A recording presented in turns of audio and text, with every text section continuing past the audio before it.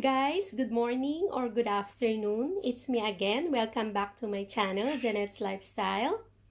For my today's vlog po ay i-share ko lang po sa inyo kung paano ko po prepare or ginagawa ang menu ko for today, which is all about chop suey, yeah. So as we all know, chop suey is very famous in our country, which is originated in China, yeah.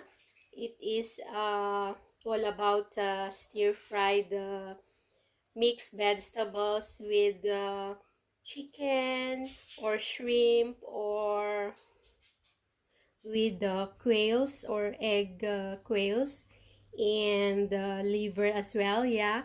So anyway, for my today's vlog, I will just share to you how I am going to prepare it. Yes, this is very easy and simple to follow as well. Yeah, so kung ready na po kayo ay samahan niyo po ako kung paano ko po ito ginagawa. Marami pong salamat and thanks for tuning in.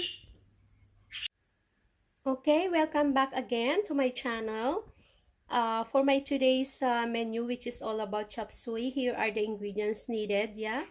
So I have here for the seasons or seasoning, the oyster sauce, black pepper, of course, the salt, and I will be using oil, of course, and liver, which is the chicken, yeah, chicken liver. And then this is flour, or you can use as well cornstarch for us to thicken the sauce, yes. And the chicken, sliced chicken with the bones, or you can use either chicken strips, and this egg quails. So, and for the vegetables, of course, when we say chop suey, it's a mixed vegetables, yeah. So I have here the baby corn, the cauliflower, the snow peas, onion, carrots, green pepper or green bell pepper, the red as well, and the broccoli, and I'll be putting chili, yes. You can. So let's start cooking, guys. Welcome back to my channel. Of course, in a pan, yeah, I heat already the oil. It has already oil, yes, as you can see. And first thing I'm doing is that saute the onion, yes.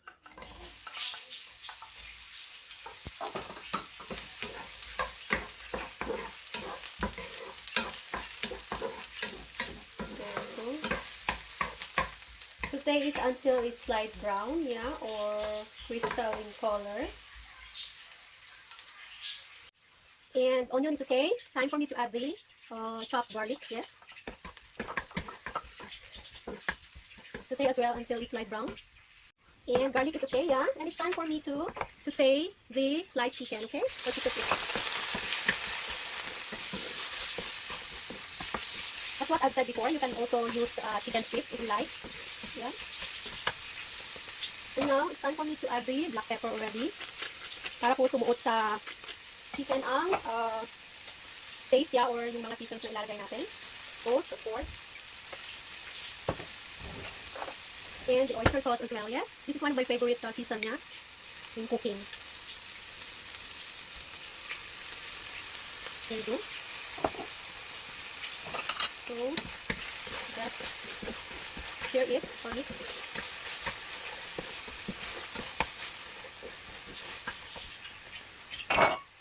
Just a bit water, yeah. Warm water for the chicken to cook, yes.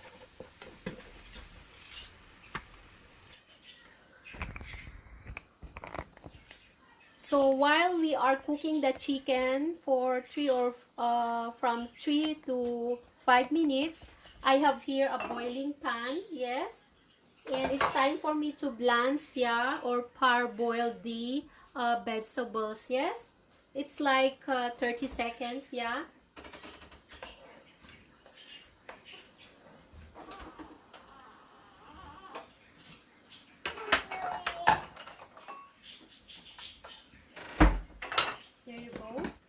So, welcome back po.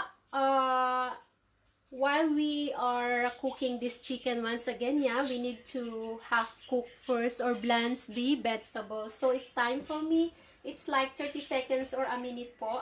And dito po is ilalagay ko po siya sa bowl na may malamig na tubig. Okay? We need to put ice on that so that mag-stay po ang crunchiness ng gulay. Okay?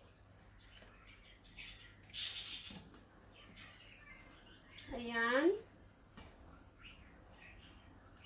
So, boil or blanch the vegetables until a minute, yeah.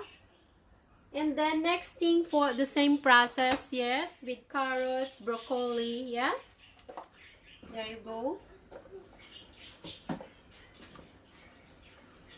Ganun lang po siya kasimple, okay? Ba-blanch lang po natin ang mga gulay and then stir fry the next. So, welcome back po. Our chicken is done, yes. So, we need to set aside this. Take off, yeah, from the pan. So, next thing, okay, welcome back po. Next thing I am doing is that I'm gonna stir fry already the vegetables, okay? This one is baby corn, yeah? There you go. I put already the oil and it's hot. And now, add the baby corn, okay? So, make sure po na naka-uniform lahat ang ating vegetables, yeah? So that madali lang madali lang po siya maluto kasi po naka-uniform size sila. Yes?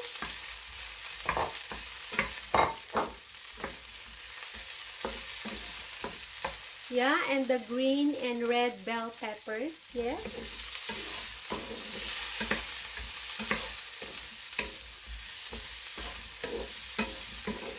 And this one, this snow peas.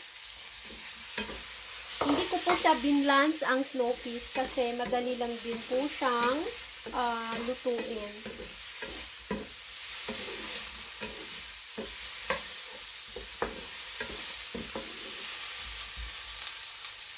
Yeah. Add the seasons.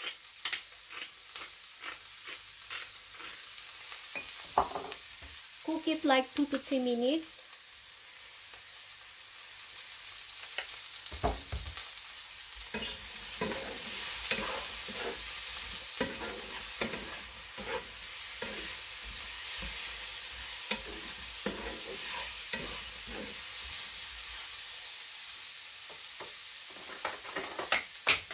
And it's time for me to add this blanch or parboiled vegetables, okay, that I've cooked.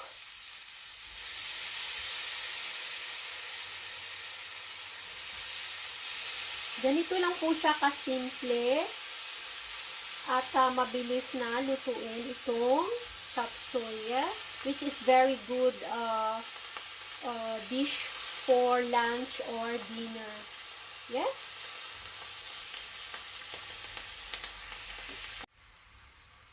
Ayan na po siya.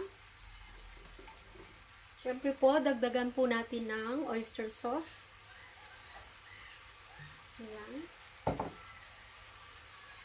And ito po kanina yung water ng parboiled nating vegetables. So, I need to add some of it, yes. There you go. Cover it and cook from 2 to 3 minutes, okay? Okay, let's check po. There you go. So, yung gulay po natin is hindi overcooked, yeah? So, as what you've seen, yes, it's crunchy po siya. Ayan. So, it's time for me to add this chili, yes? And then, the set aside chicken, yes? There you go. Ayan. Looks colorful na po and of course, delicious, yeah. And of course, my cook liver already, yeah, which is I boiled po, okay? There you go, chicken liver, yes? Ayan. Ganyan lang po siya simple. And my quail eggs, yeah? Ayan.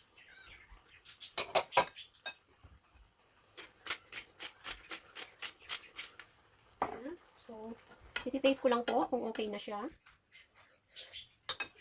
And of course, the last thing I will add is that the flour, which is dissolved into the water, okay? Para po mag-thicken ang sauce, yes? There you go.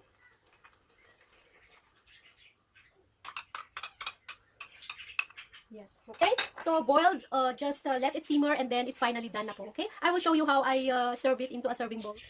So, once again, finally, my chop suey menu for today with regards to my blog is that done, yeah. So as you've seen, yes, this is very simple and easy to prepare, easy to follow, of course, and of course very healthy and good for the family, especially for lunch and dinner. Okay, so guys, if you are still new to my channel, please don't forget to like, subscribe, and hit also the bell button for you to be updated for my new videos to come. Okay, so hope you guys enjoyed watching once again my video, and see you soon po for the next vlog of mine, and hope may natutunan po kayo sa menu ko for today. And God bless everyone, and thank you so much once again for tuning in, and I love you guys. It's time for me now to say bye for now.